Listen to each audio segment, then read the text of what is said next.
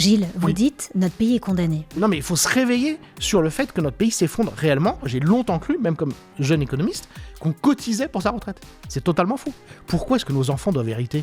L'école en France ne vous enseigne pas la réalité. Quand j'étais petit, quand je voyais les petits Africains qui avaient le ventre gonflé parce qu'ils avaient faim et tout, je disais, moi je mange ce soir et eux non. Pourquoi ?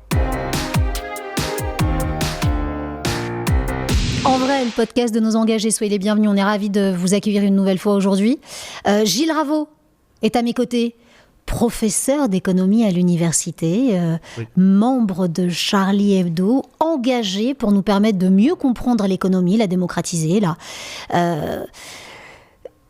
essayer d'enlever les questions qu'on a derrière, la rendre plus accessible. Moi, c'est la façon dont je présenterai Gilles Raveau. D'abord, Gilles, il y a un gimmick dans cette émission.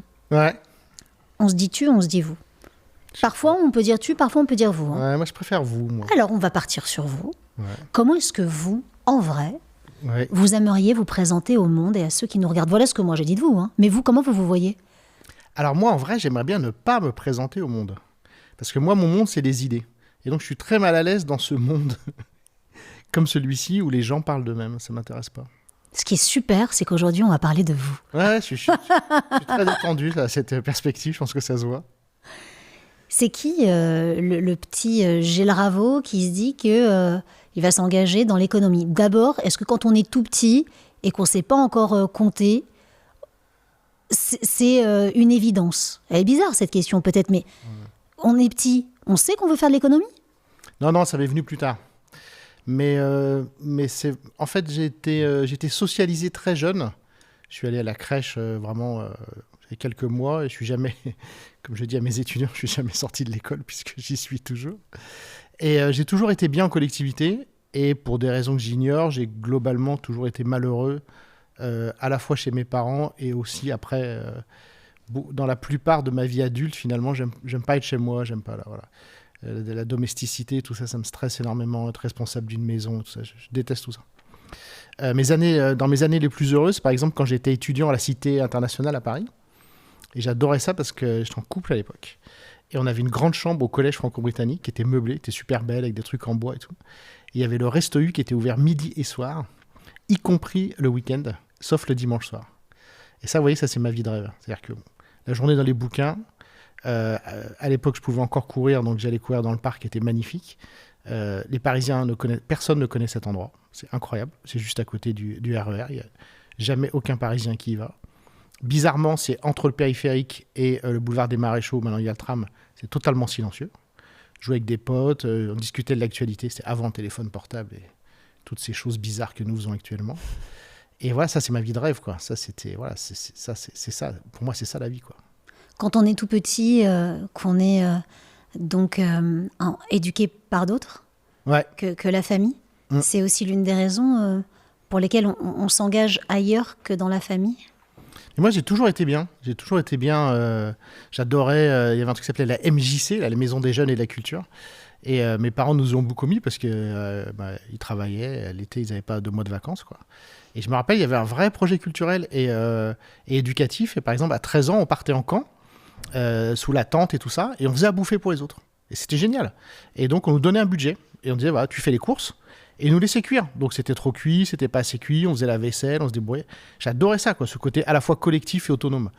Et puis après tout l'enfer qui arrive de la vie de couple, des enfants, etc. Qui, comme globalement, sont des sources énormes de souffrance pour à peu près tout le monde. Mais on continue à faire des enfants, je sais pas pourquoi. Et donc voilà, moi ce que j'aime, c'est les idées. C'est comment on pense, qu'est-ce qu'on pense. Voilà, moi j'ai toujours été hyper à l'aise avec ça. Et puis il y a eu ce truc, j'ai toujours senti qu'il y avait un truc un peu particulier autour de moi, confusément, quand j'étais vraiment très très petit. Et puis vraiment, il y a un moment dont je me souviens très clairement, c'est quand je suis en CP, c'est au tout début de l'année, et on est dans une classe mixte avec Madame Damble, une instite incroyable, et c'était une classe double niveau CP-CE1. Et on est à 2, hein. En France on est toujours à 2 par table. Et il y a un gars qui est à côté de moi, qui est assis, qui est beaucoup plus grand, qui est redoublant. Et on fait une première, ou dans les premières dictées, on fait la dictée. Et donc, il y a et en fait, je ne comprends pas l'exercice. C'est-à-dire, je ne comprends pas où est la difficulté. C'est-à-dire que je lis déjà beaucoup à ce moment-là. J'ai appris plus ou moins à lire tout seul, etc. Et Et donc, la maîtresse, hein, comme on disait, je me dis, bah oui, je dois écrire ce qu'elle dit. Bah oui, mais évidemment, enfin, bon, ok. Et en fait, je comprends qu'il y en a d'autres pour qui c'est difficile. Et je vois le gars à côté de moi, etc. Et je vois qu'il fait des fautes. Et je comprends pas qu'il fasse des fautes, je comprends pas comment faire des fautes. Et en fait, je vois que je suis meilleur que lui, alors qu'il a 1 an de plus et qu'il redouble. Et là, mon petit cerveau de 6 ans, à peine, parce qu'en plus, je suis de la fin de l'année, j'étais tout petit à l'école, enfin, je suis petit, mais en plus, j'étais petit parce que j'étais de la fin de l'année.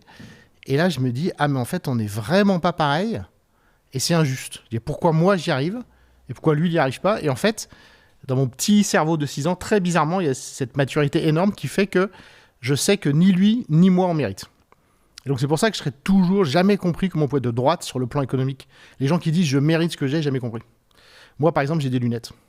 Je mérite pas de... Je sais pas comment on fait des lunettes. Moi, je suis né avec un strabisme très fort à l'œil gauche. Je pense que ça a beaucoup marqué, ça a beaucoup stressé ma mère quand je suis né. J'étais opéré quand j'avais 2 ans. De l'œil ? De l'œil, ouais. Donc ça, à l'époque, c'était pas banal. Ensuite, j'allais à l'hôpital, c'était des examens, etc. Et en fait, tous ces gens-là, ils m'ont sauvé. Toute la médecine. Je mérite pas. Et après, quand j'étais petit, quand je voyais les petits Africains qui avaient le ventre gonflé parce qu'ils avaient faim et tout, je disais, moi, je mange ce soir et eux, non. Pourquoi ? Mais je verbalisais pas, donc c'est ça l'erreur, parce qu'effectivement, en fait, les enfants comprennent tout très, très... Ça n'existe pas, hein. Enfin, il y a que dans les dessins animés Walt Disney, qui est d'ailleurs un affreux réac, évidemment, c'est pas par hasard, qu'on invente ce monde de l'enfance auquel on a besoin de croire, nous, quand on est adulte. Mais toutes les recherches, enfin, on le sait, de toute façon, les enfants comprennent tout très, très jeunes. Je dis toujours à mes potes, etc., qui parlent de leur enfant quand c'est un bébé, je dis, mais tu sais, il comprend tout, ou elle comprend tout. C'est pas parce qu'ils ressentent les émotions. Enfin, voilà. Le cerveau se forme très très très jeune, surtout dans la situation de stress en plus. Enfin voilà, j'ai un peu perdu le fil. Mais moi je l'ai pas perdu, parce que j'ai une question. Ok. Il y a quelque chose qui m'étonne et qui m'épate. Ouais. Ce petit garçon, petit Gilles de 6 ans, en vrai à ce moment-là, il matérialise l'injustice. Ouais. C'est ça, voilà, c'est ça. Ça c'est très intéressant, cette injustice. C'est le premier engagement. Qu'est-ce que vous faites à ce moment-là ? Il y a peut-être une histoire qui se noue avec ce camarade, vous l'aidez, vous pensez différemment. Qu'est-ce que vous faites ? Vous agissez à ce moment-là ? Alors en fait, c'est compliqué parce que je me suis toujours ennuyé avec les enfants de mon âge, comme tous les ans. Voilà, j'ai pas été diagnostiqué HPI ou précoce à l'époque parce que ces termes n'existaient pas, mais sans doute que je l'étais. Donc je me suis toujours ennuyé après, parce qu'après, même quand je suis rentré à Normal Sup, je me disais, enfin, je vais être avec des gens comme moi. Et en fait, quand j'arrive à Normal Sup, moi, littéralement, je vais à la bibliothèque chercher des livres de Keynes et de Hayek. Et les potes, eux, sortent et pensent à faire des rencontres sensuelles avec des gens du même âge. Donc même là, j'ai à peu près trouvé personne d'intéressant. Donc en fait, une grande solitude. Mais de toute façon, c'est très connu, hein, quand on est un vrai intellectuel, il y a une grande solitude parce que la plupart des gens ne m'apprennent rien ou vont pas assez vite, je m'ennuie avec eux. Et donc quand j'ai 6 ans, en fait, le premier truc qui me vient, c'est ferme ta gueule. C'est de dire, tu vas pas frimer parce que tu as des bonnes notes, puisque je sais que je les mérite pas. Et donc, en fait, ça m'est arrivé plusieurs fois dans des rentrées scolaires successives. Ouais. Je sais que je les mérite pas. Ah ben non, je les mérite pas. Mais évidemment que je les mérite pas. Mais non, mais c'est évident. C'est dur ? Bah non, c'est comme ça. Bah vous travaillez, vous apprenez à lire tout seul. Vous faites c'est ce que ça. vous pouvez. Alors après, c'est ça. Moi, c'est ce que j'ai dit à ma fille, parce qu'elle est encore plus intelligente que moi, je pense. Et je lui ai dit, tu mérites pas ton intelligence, mais par contre, c'est à toi de voir ce que t'en fais. C'est là qu'arrive la responsabilité. Mais si vous voulez... Après, j'ai été calmé aussi dans les études, notamment quand j'étais en thèse, parce que j'ai vu qu'il y a des choses que j'arrivais pas à comprendre. Notamment des équations mathématiques très compliquées. C'était très gênant dans ma progression comme économiste. Donc j'étais content aussi de ressentir ça. Mais on a tous des capacités différentes qui sont totalement innées, ça c'est évident. Physique, on est plus petit ou grand, il y a des gens qui courent vite, etc. Il y a des gens qui comprennent vite. C'est comme ça. Donc évidemment qu'il n'y a aucune espèce de justice là-dedans. Et donc moi, mon truc, c'était d'être pote avec tout le monde. En fait, je voulais pas être repéré comme le premier de la classe. Et donc plusieurs fois, je jouais tout le temps au foot, par exemple, à la récré, et après au collège et tout ça. Et j'ai toujours été vraiment à l'aise avec tout le monde, garçons, filles et tout ça. Et plusieurs fois, c'est arrivé que quand les notes arrivaient, il y en a plusieurs en fait qui arrêtaient d'être mon pote et disaient, ah mais en fait t'es super fort, parce qu'ils pensaient pas que comme j'étais sympa, je pouvais pas en même temps être voilà, c'est ça. Donc j'avais cette peur de la différence, quoi. J'avais peur d'être rejeté parce que moi je voyais bien, et puis bon, les instituts le disaient tout le temps. Il y a un moment par exemple qui est quand même assez dingue, c'est que donc cette classe de CP CE1, les CP on était devant, on était plus nombreux, et les CE1 il y avait peut-être 20 CP et puis 10 CE1 au fond de la classe. Et en fait, cette fameuse Madame Dame, elle fait une interro avec les CE1. Donc elle les interroge sur quelque chose qu'ils ont vu, quoi. Et nous, on est en train de faire autre chose. Et en fait, elle leur pose la question à voix haute. Et moi, comme ça, je réponds à la question. Voilà. Pendant qu'ils sont en interro. Et là, elle me dit, non, Gilles, alors en fait, je fais une interro, voilà, c'est ça. Et donc, vous voyez, donc ça, c'est bizarre. C'est-à-dire comment je savais la réponse, etc. J'ai toujours été capable de suivre plusieurs conversations, j'ai une mémoire de dingue, ce qui est très encombrant. Je peux relire des bouquins que j'ai lus il y a 20 ans et je sais où est la citation, telle page, à quel endroit de la page c'est, etc. etc. Est-ce que vous avez vécu ça comme une injustice envers vous aussi, de ne pas être l'enfant que vous deviez être, de ne pas être assez insouciant et parfois d'être rejeté parce que vous êtes qui vous êtes en vrai? Non, moi j'aimais bien. En plus, je faisais plein de sports, etc. Donc j'avais une vie équilibrée, normale et tout. Après, c'est vrai que j'ai pas eu d'enfance, quoi. J'ai jamais fait de bêtises. Je pense que ça correspondait peut-être aussi aux attentes implicites de mes parents, quoi. Voilà, j'ai jamais trop été un enfant. Mais bon, c'est pas grave. C'est quand le premier engagement ? Le premier engagement... j'ai eu plein de petits engagements. C'est que voilà, par exemple, j'étais souvent délégué de classe et tout ça. J'aimais bien aller transmettre les griefs de mes camarades aux profs. Alors, il y a un premier engagement qui me vient, mais c'est assez tard, c'est en 2005. Une fois, je me suis vraiment, vraiment engueulé avec mon père. C'était le référendum sur le projet de constitution de l'Union européenne. Et là, c'était très compliqué parce que la force politique qui était le plus en faveur du non, c'était le Front National à l'époque. Donc, les gens qui ont vécu cette époque, c'est une époque très, très intense. Même, je pense... clairement, moi, c'est l'époque de l'intensité démocratique la plus grande que j'ai vécue. Et je pense que peut-être depuis la guerre d'Algérie ou le référendum avec De Gaulle, etc., c'est vraiment un moment majeur de la Ve République. Donc, pour ceux qui n'ont pas connu ça... C'est Maastricht, hein. C'est non, c'est pas Maastricht. C'est pas ça ? Non, c'est pas Maastricht. C'est 2005, c'est le référendum sur la constitution de l'Union européenne. On a Valéry Giscard d'Estaing qui préside les travaux. Et à ce moment-là, on n'a pas encore, justement... toutes ces petites choses électroniques. Et dans le métro, les gens lisent le traité. Et il y a une association qui s'appelle Attaque, à ce moment-là, qui fait de l'éducation populaire. Et il y a un moment complètement dingue, c'est-à-dire qu'on a, dans les grands médias, sur France Inter, on a les forces centrales, ce qu'on appellerait le bloc central aujourd'hui, le Parti Socialiste, l'UMP, que des gens qui n'ont pas lu le texte et qui nous expliquent qu'on doit voter oui parce qu'on doit voter oui. Et que si on vote non, on est d'affreux nationalistes, etc., en fait, il y a plein de gens qui lisent le texte. Et dans le téléphone sonne, les émissions, ils posent la question. Ils disent, mais regardez, en fait, ça parle que de libre concurrence. Vous nous parlez de citoyenneté, de paix, mais en fait, ce texte, ça ne parle que d'économie. La libre concurrence, c'est l'opposé des services publics. En France, on est attaché aux services publics. Et donc, en fait, il se passe un truc incroyable. Les premiers sondages donnent le oui à 60%, le non à 40%. Et à mesure que la campagne se développe, le non fait que progresser. Parce que je pense que le non a raison.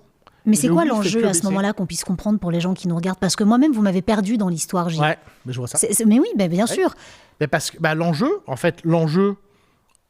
ce moment-là, c'est un vote contre la mondialisation. C'est de dire, en fait, l'Union européenne, les gens découvrent ce que c'est que l'Union européenne, qu'à la télé, on appelle l'Europe, alors que l'Europe, ça n'existe pas, ou alors c'est un continent géographique. C'est très simple. Vous regardez dans tous les débats, les gens qui sont favorables à l'Union européenne, ils disent l'Europe.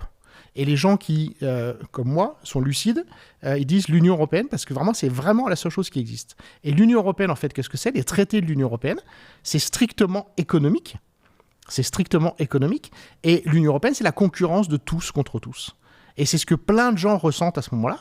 Et donc, il y a ce vote populaire incroyable avec la fin de l'histoire, c'est que le référendum est gagné à 55% par le non, et que c'est quasiment, j'utilisais un terme un peu dingue, un apartheid sociologique, parce que les classes défavorisées, les ouvriers, les employés, les chômeurs, votent à 80% contre le non, et que les gens qui habitent dans ce genre d'appartement comme ici, les gens riches, les gens qui vont bien, votent à 80% pour le oui.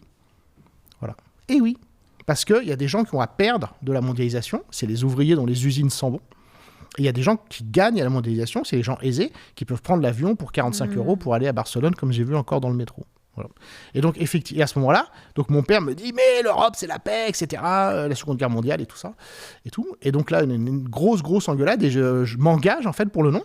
Et avec d'autres, on fait un livre qui s'appelle « 12 économistes contre le projet de constitution européenne, etc. » Et donc, pour moi, c'est très compliqué, parce que je suis une famille qui vient du Parti Socialiste, et voilà. Et donc, publiquement, je prends position pour le non, en sachant très bien qu'effectivement, mon vote va se mêler avec des gens, pour le dire, qui sont racistes, qui sont xénophobes, qui effectivement votent non par racisme et par xénophobie. Mais c'est oui ou non. Voilà.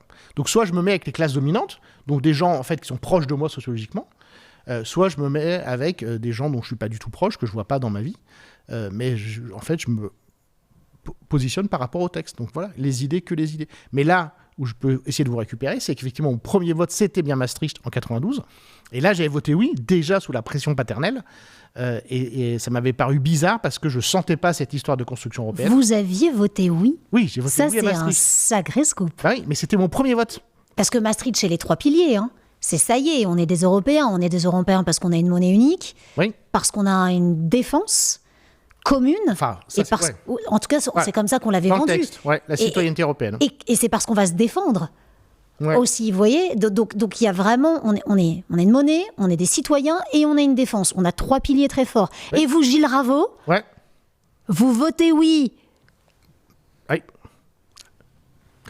Parce que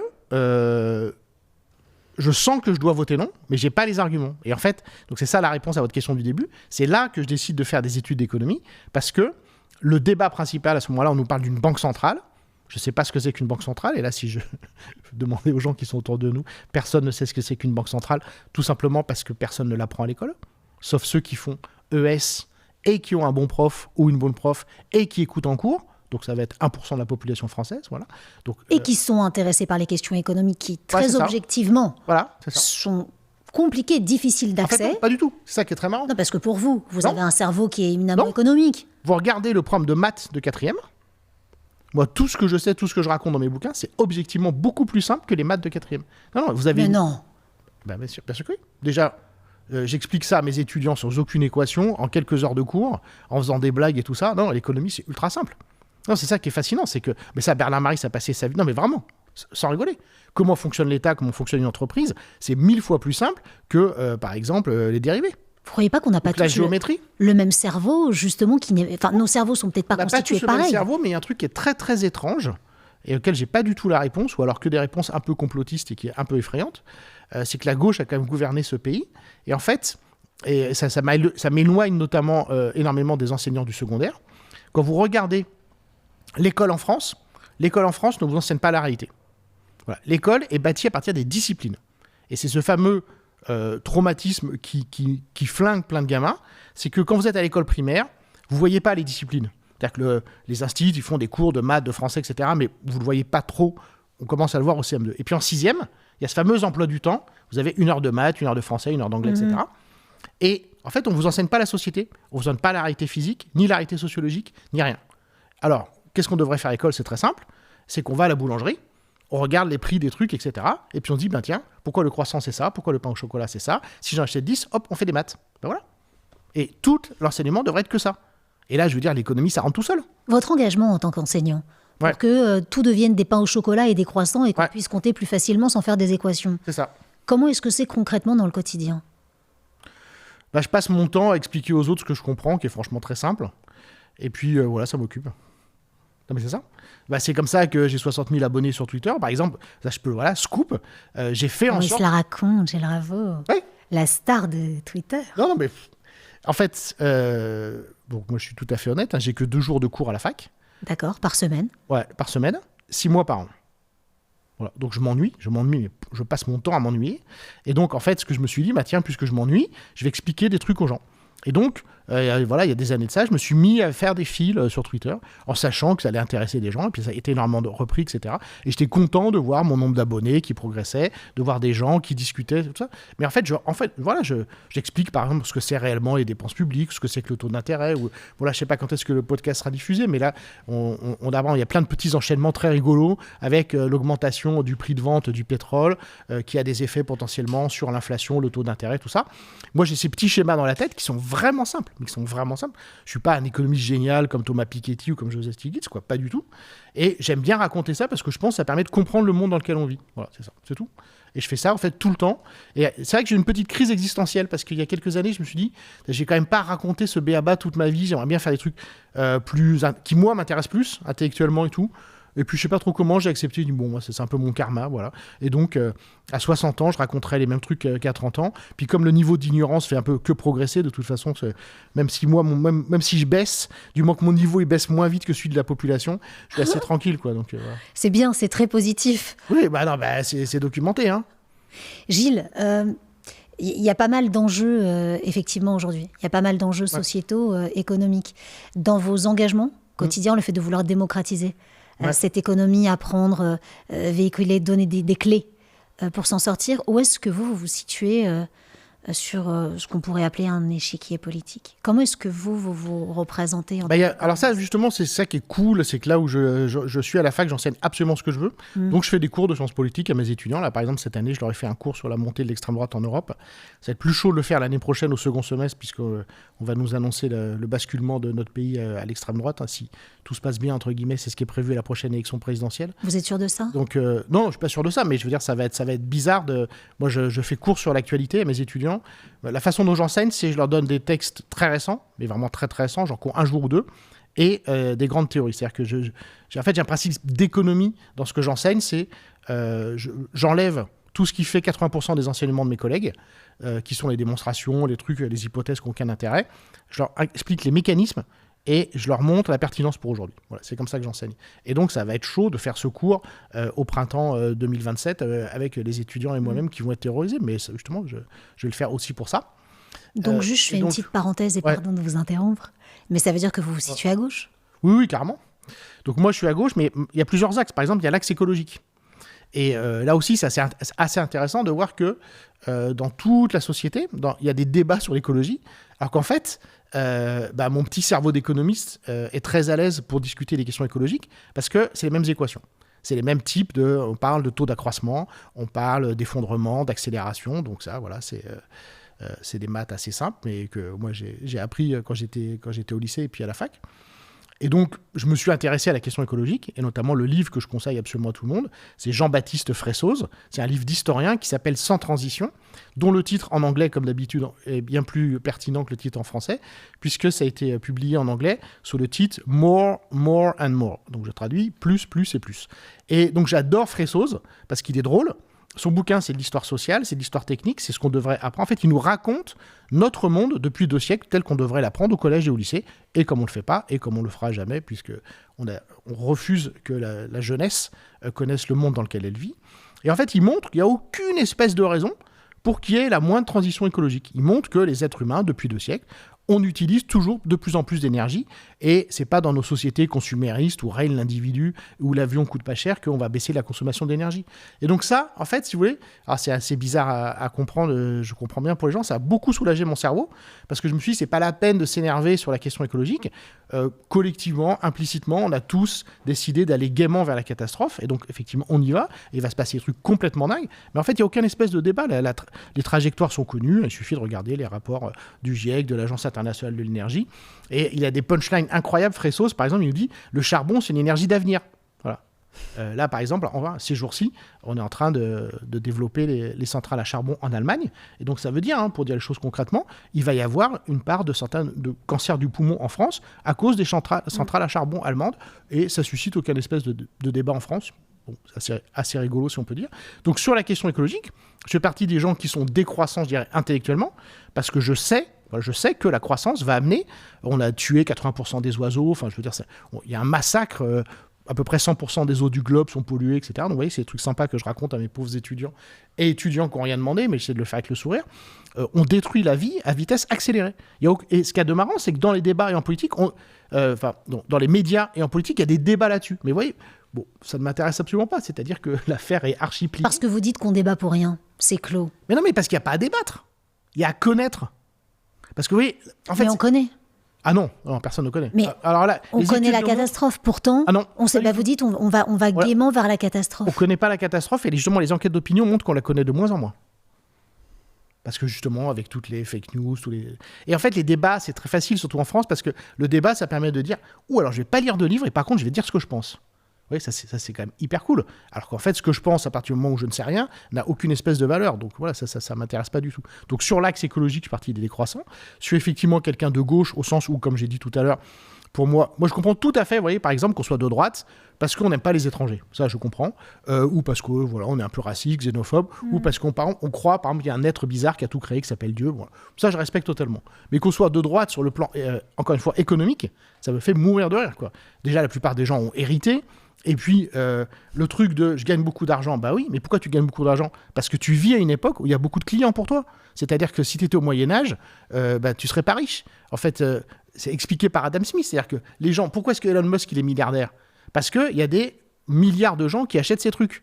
Il n'a pas créé ces milliards de gens. Donc, si vous voulez, de façon causale, moi, c'est l'exemple que je donne toujours aussi à mes étudiants, si vous êtes Islandais, que vous faites un super bouquin que tous les Islandais achètent, d'accord ? Vous allez être 1000 fois moins riche que si vous êtes américain et vous avez fait le même livre que tous les Américains achètent, parce que le marché est 1000 fois plus grand. Donc, vous voyez bien, vous méritez 1/1000 de ce que vous avez gagné. Donc, en fait, ça, c'est très facile à contredire. Bon, après, je comprends que psychologiquement, c'est plus agréable de se dire « je suis riche, je le mérite », parce qu'en fait, quand on est riche, on culpabilise. Enfin, quand on est un être humain, mais il y a, je ne sais pas combien d'êtres humains il reste parmi nous, parce qu'on se déshumanise à grande vitesse. Et on voit bien quand même que le gars ou la nana qui est pauvre et tout ça, c'est pas sûr qu'il ou elle mérite. Donc évidemment, il faut produire tout un discours pour justifier le fait d'être riche. Je lève le doigt, comme à l'école. Oui. Gilles, il y a un mot qui revient beaucoup, mais depuis tout petit, oui. Depuis les 6 ans apparemment. Il y a le mot mérite. Oui, en vrai, il y en a 2. Ouais. Il y a injustice et il y a mérite. Ouais. Je vous dis ça. Oui, mais la société est bâtie là-dessus. Non, mais moi, ce qui m'intéresse, c'est vous. Ouais.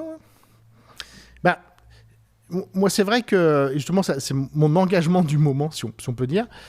C'est lié à ça. C'est qu'effectivement, depuis tout petit, mais ça, c'est les discussions que j'entendais de mes parents, moi, je raisonne par rapport à la société. C'est-à-dire que nous, quand on était petits, la famille n'existait pas. J'ai jamais vu mes parents appeler leurs frères et sœurs, les cousins, cousines, on n'avait strictement rien à faire. Et par contre, on regardait le Bébé de Show, et François Mitterrand, à l'époque, ou Michel Rocard, ou Raymond Barre, pour nous, ils étaient familiers, justement. Enfin, dans ma toute petite famille nucléaire. C'était eux, la famille ? C'était eux, la famille, c'est ça. Les politiques à la télé ? Ouais, les politiques à la télé. Et donc, je me suis toujours positionné par rapport à la société. Et maintenant, mon combat du moment, c'est la France. C'est-à-dire que j'ai toutes les raisons de penser que notre pays est en train de s'effondrer, même s'effondrer doublement parce que nos entreprises industrielles se font défoncer par la concurrence chinoise et notre État est hyper endetté.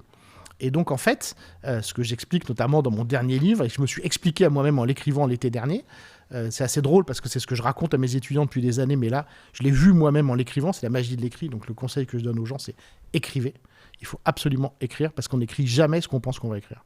On n'écrit jamais ce qu'on pense qu'on va écrire, donc c'est pour ça qu'il faut écrire. Et en fait, la trajectoire centrale, et j'en ai discuté avec pas mal de très bons journalistes économiques de droite et de gauche, donc la plupart ne l'écrivent pas, ne le disent pas, contrairement à moi, mais en fait, tous ces gens qui, comme moi, sont informés et qui raisonnent bien, et c'est quand même, encore une fois, très facile, il suffit de s'y mettre un petit peu, en fait, tout le monde est d'accord pour dire que notre pays est totalement condamné. Et oui. Et donc là, effectivement, on a un petit souci, et ça va arriver dans les années qui viennent. Alors, est-ce que ça va être une crise financière ? Qu'est-ce qui va se passer ? Personne ne sait exactement. Gilles, vous dites, notre pays est condamné. Oui. La France est condamnée. Oui. Aujourd'hui, la France totalement. est condamnée. C'est ça. Et ben, alors, pourquoi est-ce qu'elle est condamnée ? Donc là, schéma assez simple. Pourquoi est-ce que là, on est assis dans un canapé ? Parce que ce canapé a été produit. Il y a des pays pauvres, il n'y a pas de canapé. Où les gens ne sont pas assis dans un canapé. Vous et moi, si on était dans, je ne sais pas, chacun imaginera, un pays extrêmement pauvre, là, on serait en train de gratter la terre pour essayer d'avoir à manger ce soir. Et ni vous ni moi, on va gratter la terre aujourd'hui. Pourquoi ? Parce qu'on est en France en 2026. Et pourquoi est-ce qu'il y a autant de richesses en France en 2026 ? Parce que depuis 2 siècles, il y a eu des gains de productivité complètement dingues, permis par les machines. Et donc, il suffit de lire Jean Fourastier, Les 30 Glorieuses, c'est lui qui a inventé l'expression, et il va dans un petit village dans le Lot, tous les ans, justement depuis 1945 jusqu'à 1975, et il dit, quand il va en 1945, tout le monde est pauvre, parce que les paysans, ils grattent la terre. Et puis après, il y a les tracteurs, et le même gars, sur la même terre, avec le tracteur, il va produire 12 fois plus que son père. Et donc, il va vendre beaucoup plus de patates, il va être beaucoup plus riche, il va les vendre beaucoup moins cher, ces patates. Et donc, les consommateurs vont pouvoir acheter de la viande, et puis après, ils vont pouvoir acheter une radio, puis après, ils vont pouvoir acheter des meubles, etc. Et donc, là aussi, enseignement absolument central qui devrait être fait au collège, qu'est-ce que c'est qu'un pays riche ? C'est un pays productif. Et d'où vient la productivité ? De l'industrie. Et en fait, l'industrie française est en train de disparaître. Donc, si vous n'avez pas d'industrie, vous n'avez pas de gain de productivité, et donc le niveau de vie moyen de la population ne peut pas augmenter. Moi, d'un strict point de vue économique, comme enseignant, comme tous les gens qui sont dans les services, il n'y a aucune raison que mon niveau de vie augmente au cours de l'année. Au cours de la vie, pardon. La seule raison pour laquelle votre niveau de vie va augmenter au cours de la vie, c'est si vous produisez plus, soit si vous faites des gains de productivité. Moi, comme enseignant, je ne peux pas produire plus, je ne peux pas faire des gains de productivité. Donc, dans les années 60, les gens qui étaient enseignants, leur salaire augmentait parce que les salaires augmentaient tellement dans l'industrie que ça entraînait, avec la généralisation du travail à la chaîne, qui a brisé d'ailleurs les doigts. Bon, il y avait des morts au travail, etc. Mais bon, il y avait des gains de productivité de fou. Et c'est ça qui a rendu les gens riches et qui a fait que la génération de mes parents a vécu énormément mieux que la génération précédente. Ces gains de productivité n'existent plus en France. Voilà. Donc, s'il n'y a plus d'industrie, il n'y a plus de gains de productivité, il n'y a plus de hausse du niveau général de la population, et comme par ailleurs, nous avons une masse énorme de gens qui n'ont rien demandé, sur lesquels j'aime bien taper, qui s'appellent les retraités. C'est-à-dire que nous avons des gens qui vont vivre 10 ans, 20 ans, 30 ans, 40 ans sans rien faire à la retraite. La retraite moyenne, c'est plus de 2 000 € par mois. Ces 2 000 €, il faut les produire. D'accord ? Là, on ne l'apprend pas non plus à l'école. On croit, moi j'ai longtemps cru, même comme jeune économiste, qu'on cotisait pour sa retraite. C'est totalement faux. D'accord ? La retraite est prélevée aujourd'hui sur le salaire des gens qui travaillent aujourd'hui. Si vous n'avez pas de production, comment vous financez les retraites ? Par le déficit et la dette. Donc on comprend tout, vous voyez ? J'explique l'économie en 30 secondes, c'est très facile. Donc il n'y a plus d'industrie, il n'y a plus de pouvoir d'achat, il n'y a plus de hausse du niveau de vie, il n'y a plus de pouvoir d'achat, on ne peut pas financer les retraites, on a du déficit et de la dette. Et ça s'accumule tous les ans. Et là, ça devient un peu plus subtil et je ne vais pas fatiguer les gens. Ce qui fait qu'il ne se passe rien, c'est qu'il y a l'euro. C'est-à-dire qu'en fait, l'euro masque l'énorme crise financière dans laquelle on devrait être. Lorsque vous dites « mon combat aujourd'hui, c'est la France Ouais. », vous l'avez dit. Hein. Oui. Donc votre combat, Ouais. votre engagement, c'est la France. Parce ça. que vous dites dans le même temps, Oui. la France est condamnée. Oui, c'est ça. Alors dans ces combats, on fait quoi ? Si c'est l'euro qui bloque, s'il n'y a pas assez de productivité, on retourne au franc ? En fait, là, il faudrait rentrer dans le débat des solutions, mais c'est là que c'est compliqué pour mon petit cerveau, c'est que quel que soit... là, c'est vraiment un système mathématique, vous voyez, et quelles que soient les solutions, quelle que soit la direction dans laquelle on cherche des solutions, on tombe sur des impasses. Par exemple, ce qui est peut-être une des choses les plus graves de la France des dernières décennies, c'est l'effondrement du niveau des enseignants. Donc je le dis clairement, évidemment que les enseignants aujourd'hui, en moyenne, sont bien moins bons que ceux il y a 20 ans. Pourquoi ? En raison d'une loi économique très simple qui s'appelle les salaires relatifs. C'est que tout le monde trouve ça très drôle que les profs soient mal payés. Personne n'en a strictement rien à faire. On n'en parle pas aux élections législatives, on n'en parle pas aux élections présidentielles. Quand je vais dans les émissions de télé, dans les couloirs, les patrons disent tous « Ah ouais, là c'est une honte, les profs qui sont mal payés ». Je dis « Ben voilà, il faut peut-être le dire en plateau. Moi, ce que j'aimerais, très sérieusement, c'est mon côté gaullien, il faudrait par exemple que le MEDEF, aujourd'hui, demande que les enseignants soient bien payés. Parce que qu'est-ce qui s'est passé ? C'est que les petits Gilles Raveau, moi j'ai une espèce de dinosaure déjà à mon époque, mais les petits Gilles Raveau qui m'ont succédé, il n'y en a aucun qui est devenu enseignant. Parce qu'il faut être débile. Moi je suis à 3 000 € par mois à 52 ans. Je suis professeur d'université, c'est à mourir de rire. Moi j'ai des étudiants qui... là où j'enseigne, des étudiants qui font un parcours commerce, au bout de 5 années de vie active, ils gagnent comme moi, alors qu'ils sont 100 fois moins forts, qu'ils ont 100 fois moins bossé que moi aux études, c'est moi qui les forme, et à 25 ans, ils vont gagner comme moi à 50 ans, et après, ils vont avoir une carrière salariale. Donc, qu'est-ce qui se passe ? Les meilleurs ne vont pas à l'école. Et donc, évidemment que le niveau des élèves s'effondre.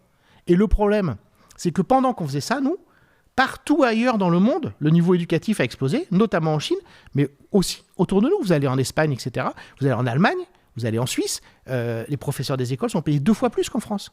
Donc, aujourd'hui, l'industrie, c'est du savoir. Et le problème, je le dis avec toute ma nuance habituelle, c'est que les jeunes de France, ils sont un peu teubés, si vous voulez. Ils sont pas du tout au niveau qu'il faudrait être. Vous allez vous faire des copains. Ouais, je sais, j'aime bien. Entre les profs et les jeunes teubés. C'est ça. Un truc, par exemple, qui me choque, que je trouve extrêmement triste, quand on voit des jeunes sportifs, par exemple, qui sont interrogés par la presse étrangère. Il n'y en a pas un qui s'est aligné 3 mots d'anglais, et tout le monde trouve ça normal. Mais sauf que moi, j'ai beaucoup voyagé en Europe quand j'avais 20 ans, donc il y a 30 ans. Et en fait, notamment dans l'Europe du Nord, partout, tous les jeunes parlaient parfaitement anglais. Voilà. Mais qu'est-ce qu'ils vont devenir, nos jeunes ? Dans la compétition mondiale, mais ils sont paumés, mais d'une force, c'est hallucinant. Mais alors Gilles, vous dites « mon combat, c'est la France ouais. ».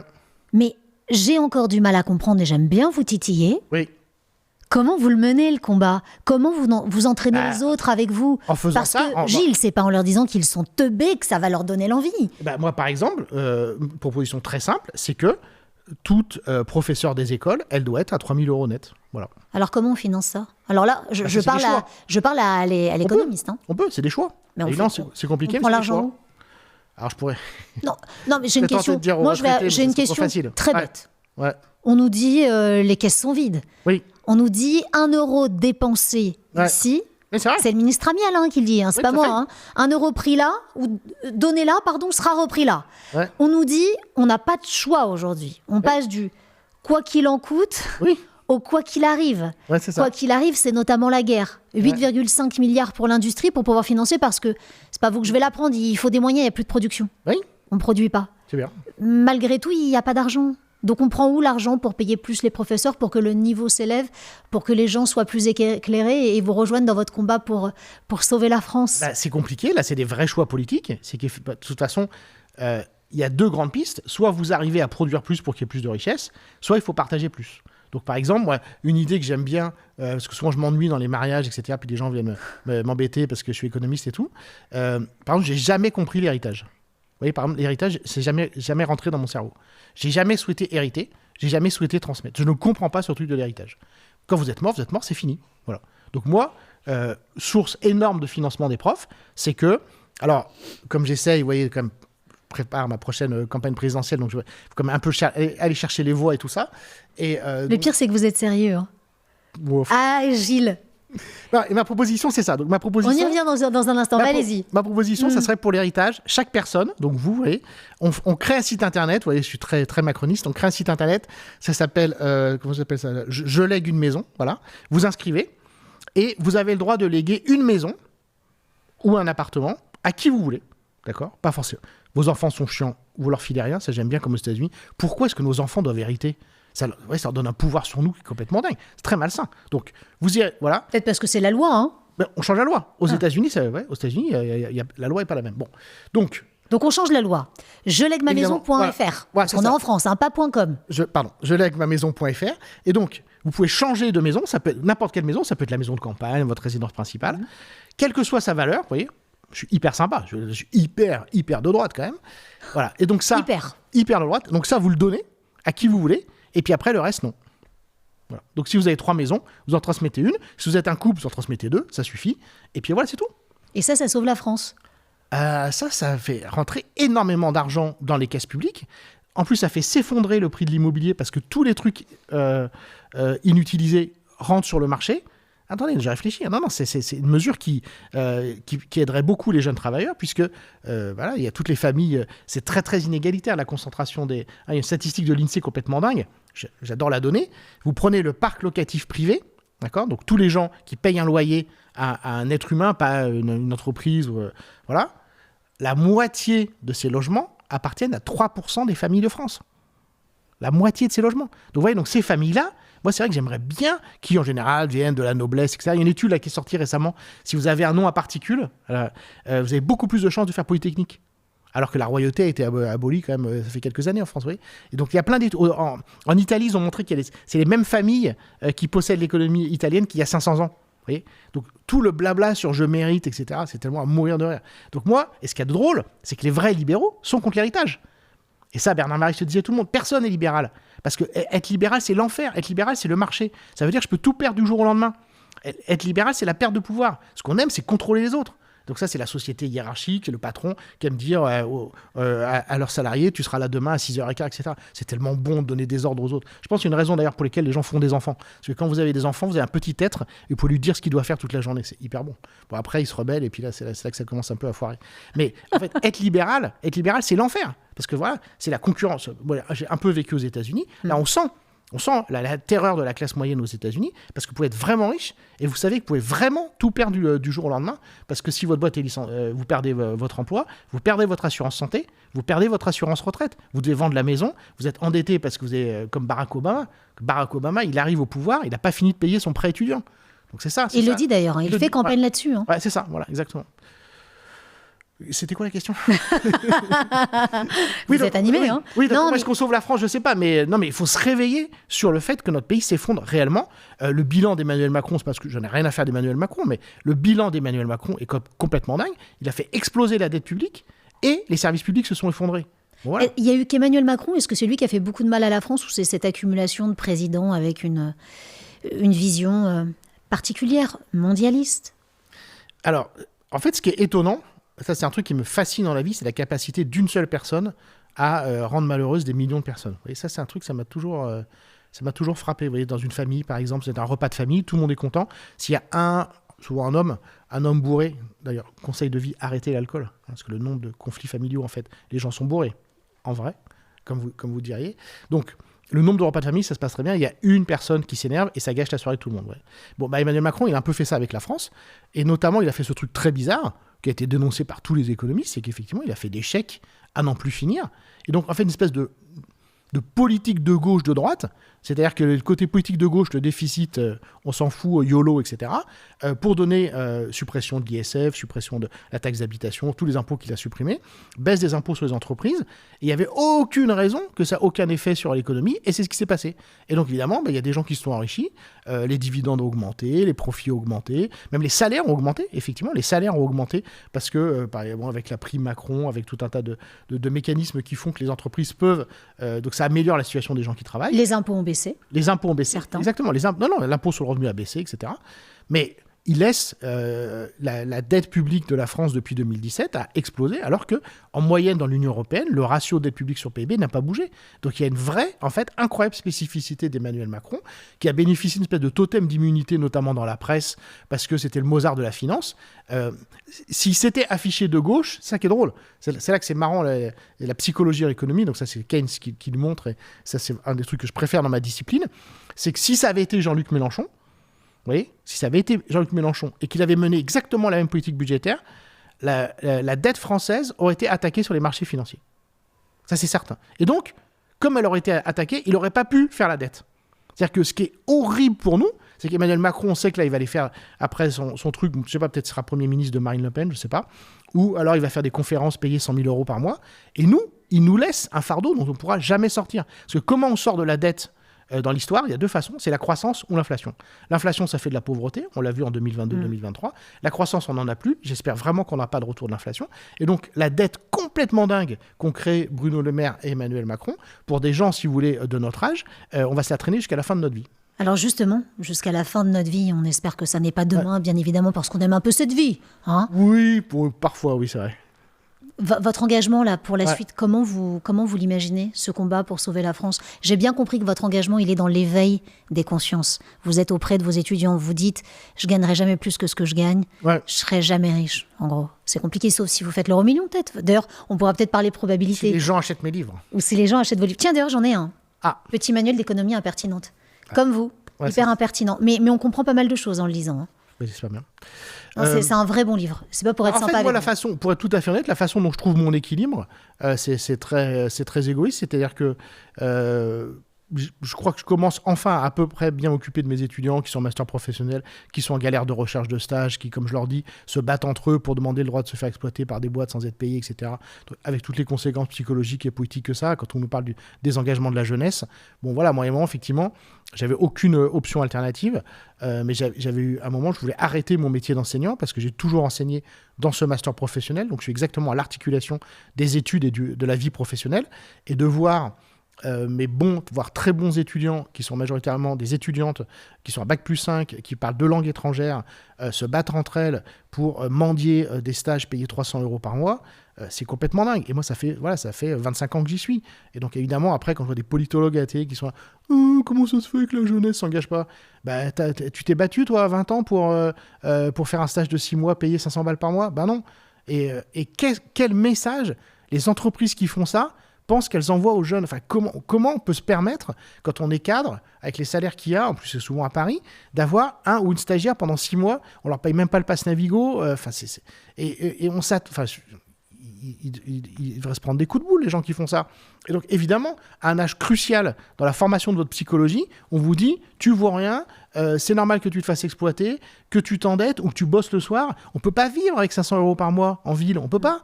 Donc comment ils font mes étudiants, les étudiantes ? Je leur pose la question, des fois ils n'osent même pas me répondre, ils sont gênés parce qu'ils tapent leurs parents, ou enfin voilà, c'est complètement dingue. Et après on se dit, c'est bizarre, ils ne s'engagent pas dans le monde de l'entreprise. C'est vrai que c'est extrêmement bizarre, il faut faire des recherches pointues pour comprendre ce qui se passe. Donc voilà. Donc j'ai beaucoup de mal avec le monde contemporain, et la façon, c'est que je me reclus littéralement dans la forêt, voilà, pour écrire mes petits livres la moitié de l'année, et puis ensuite c'est tout. Donc moi je suis content, je fais mes petits trucs. Je fais mon boulot sérieusement comme enseignant. dans des conditions un peu lamentables quand même, à l'université de Saint-Denis, mais là aussi, tout le monde s'en fiche. Hein. La pauvreté des universités n'a jamais fait le haut des programmes politiques, même à gauche, jamais compris. Hein. Quand est-ce que le Parti socialiste parle de la pauvreté des universités ? Jamais. Pourquoi ? On ne sait pas. Leur base électorale, c'était les enseignants. Bon, ok, c'est pas grave. Donc voilà, la pauvreté des étudiants, on a vu comme notre pays des étudiants faire la queue pour manger pendant le Covid. Tout le monde trouvait ça drôle, etc. Oh, hyper marrant, effectivement. Donc, voilà, je ne peux pas changer les choses. J'ai plein d'indicateurs qui nous montrent que des choses très importantes se dégradent d'une année à l'autre. Par exemple, on a des statistiques depuis plus d'un siècle sur les performances des jeunes en 6e aux épreuves sportives. Bon, et on sait que maintenant, nos gamins, en plus d'être bêtes, ils sont gros. Et que effectivement, mais c'est la réalité. Mais parce qu'on les abandonne à nos téléphones portables, toute la bouffe dégueulasse. Voilà, combat. Vous êtes un gars de Charlie, donc on prend beaucoup aussi de recul avec les images que vous utilisez, Gilles Ravaud. Mais c'est important pour vous, en fait. Mais on défonce le corps et les esprits de nos enfants. Ça, on sent la révolte aussi. On sent que dans votre engagement, il y a une révolte et que vous voulez ouvrir les esprits. En fait, il y a un truc qui m'a toujours agacé, c'est que j'ai toujours su, je sais pas pourquoi, pourtant il n'y a pas de drame dans ma famille, mais j'ai toujours su qu'il y avait des vrais drames inévitables dans la vie, quoi, les accidents, les séparations, les maladies et tout. Et je trouve ça indécent que, vu la richesse qu'il y a dans notre pays, les ressources naturelles, enfin, on est un pays béni des dieux, quoi. Enfin, les dieux n'existent pas, mais on est un pays béni des dieux. Et qu'on soit bête à ce point-là, qu'on soit pas capable, encore une fois, d'enseigner la réalité, qu'on soit pas capable juste d'arrêter la publicité, qu'il y ait des gens qui trouvent ça normal d'aller au travail pour produire des céréales pleines de sucre complètement dégueulasses, en osant dire que c'est bon, que c'est pour les enfants, en faisant des pubs pour les enfants, que ces gens-là ont des belles vies et des belles maisons, et on sait très bien quelles sont les catégories sociales d'enfants qui achètent ça, etc., qui ensuite sont malheureux parce qu'ils ont des problèmes effectivement de surpoids qui auraient pu être évités, voilà, et que il y a à peu près personne pour dénoncer ça. Par exemple, la pub. Moi, effectivement, je suis un enfant, quand je suis petit, il y a 3 chaînes à la télé, elles sont en noir et blanc, et il n'y a quasiment pas de pub. Et mes parents m'ont très bien éduqué de ce point de vue-là, c'est la télé en semaine, c'est jamais. Jamais. Donc moi, je sais que je trichais, je regardais le programme télé pour voir le résumé des films, pour en parler le lendemain à l'école avec les copains, pour faire un peu comme si je l'avais vu. Genre, vous aviez vu et en parler. J'avais vu, etc. Bon, voilà. Mais ça aussi, je le dis aux parents, etc. La télé en semaine, mais c'est jamais. Mais je veux dire, jusqu'au bac. C'est pas drôle, en fait. Un enfant, ça se couche pas à 23h, mais même à 15 ou 16 ans. On a perdu des trucs aussi évidents que ça, quoi. On a perdu tout sens des réalités, notamment dans les pays riches, et je trouve que c'est à pleurer de tristesse, quoi. Qu'est-ce que vous voulez laisser derrière ? Ah, je m'en fiche totalement. Vous voulez rien laisser ? Oh, non. Déjà, je trouve que ma vie était très très longue. Vraiment, hein. J'ai aucune envie de vieillir. Enfin, je verrai ce qui m'arrive et tout ça, mais non, vraiment, Vous voulez pas être un retraité ? Mais non, mais déjà, je travaille pas assez. Oui, mais c'est nous qui cotisons pour vous, je vous signale. Hein. Ouais, je sais. Bon, après, moi, je suis une charge. De toute façon, je suis une dépense publique. Je suis comme Jean-François Copé. Hein. Je suis une dépense publique toute ma vie, hein, puisque j'ai payé mes études quand j'étais à Normal Sup, je suis prof, etc. Donc, moi, je pompe la richesse, pas des Français, parce qu'il y a des étrangers en France, mais des gens qui travaillent en France, les Français et les étrangers. Donc, je les remercie de me verser la somme qu'ils me donnent. Et puis, non, je sais pas, je m'en fiche. Vraiment, d'un côté, je vis totalement au jour le jour. Je peux m'émerveiller d'un petit oiseau, d'une fleur qui pousse, etc. J'essaie de trouver la poésie là où elle est. Et non, vraiment, chaque jour qui passe, c'est très curieux, toute cette attention qu'il y a autour de moi, le fait que quand je vais raconter une bêtise sur Twitter, ça va être repris par plein de gens, que je vois des commentaires en disant Gilles Ravaud a dit ça et tout ça, je trouve ça tellement loufoque. Moi, le téléphone portable, je trouve toujours ça bizarre. Internet, je trouve toujours ça bizarre. Je m'habituerai jamais. Donc, je suis dans ce monde-là, je fais mon petit pestacle. Voilà, quand je vais en cours, voilà, mes cours, c'est votre engagement. Voilà, mais c'est aussi mon plaisir, c'est-à-dire que je mets de l'humour, je mets de l'émotion, enfin, voilà, je fais un spectacle comme je pense font les gens qui aiment enseigner, quoi. C'est le moment où on est sur scène, j'essaye de stimuler mes étudiants, de les faire réfléchir, de se poser des questions. Voilà, ils savent que je suis hyper bienveillant, après je leur mets plein dans la tronche, puisque mes cours, c'est comme je disais, surnommer mes cours, c'est soit montée du fascisme, effondrement écologique et explosion des inégalités, etc. Des bonnes nouvelles, des bonnes choses, un menu sympa. C'est ça. Hein, mais ce qui est très bizarre, c'est qu'ils apprécient, parce qu'ils voient bien qu'ils le savent tout ça, en fait. Parce qu'on vit tous dans le même monde. Oui, c'est ça. Donc ce serait compliqué de ne pas le voir. Je leur donne aussi le meilleur, c'est-à-dire que je leur donne le meilleur des économistes, des sociologues, des climatologues, etc. Parce que voilà, j'ai pas de mal à voir quels sont les gens que je trouve les plus intéressants dans les différentes disciplines. Donc ils se régalent. ils comprennent pourquoi ils souffrent, parce qu'ils souffrent. La jeunesse, elle souffre, mais de ouf, quoi. Ils n'ont pas de perspective. Ils comprennent avec moi pourquoi ils n'ont pas de perspective. Et très bizarrement, voilà, ils me remercient de ce que je leur apprends. Et moi, et c'est vrai que c'est cette grande chance aussi, c'est très égoïste, c'est que tous les ans, je suis face à de très belles jeunes femmes et de très beaux jeunes hommes qui ont 22 ou 23 ans. C'est hyper agréable à regarder. Moi, j'ai l'impression que je vieillis pas. Donc ça, c'est cool. Gilles, il y aura une autre personne, on ne sait pas quand, on ne sait pas qui, à votre place, ici, pour se parler en vrai, avec notre podcast de nos engagés. Quelle question est-ce que vous avez envie de poser à cette personne qui sera à votre place ? Alors moi, la question que je me pose souvent, c'est qu'est-ce qu'on mange ce soir ? Je ne pense pas que ça soit là. Quelle question je poserais ? Si, la question que je poserais, c'est quelle est la plus grande erreur que vous avez faite dans votre vie ? Et vous, c'est quoi ? Je ne répondrai pas. Oh, la langue de bois. Ouais, tout à fait. Je vais immortaliser ce moment de langue de bois. J'aime bien vous titiller. Hein. Ah, ça marche pour de vrai, ce truc-là ? Ben non, c'est pour de faux. On l'a mis là vraiment pour faire beau. Ça n'a pas été fait en France, ça non plus, ça si. Ah là là, ça y est, me le fait celui-là. Bah oui. Votre plus beau sourire ? C'est dur. Je suis hyper sympa. Hein. Ouais, c'est vrai. Merci Gilles d'être venu. Merci beaucoup à vous.